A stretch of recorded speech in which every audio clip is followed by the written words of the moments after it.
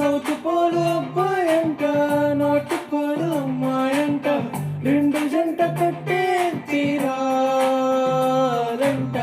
ధనావేశం అబ్బాయిలంట, రుణావేశం అమ్మాయంట, కలిస్తే కరెంటే పుట్టేనంట.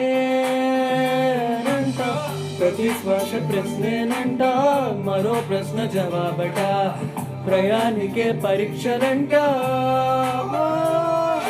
పుస్తకాల పురుగులు రెండంట, ఏడుకొచ్చనంట, అవి అక్షరాల చక్కెర తింటూ మై మరిచేనంట.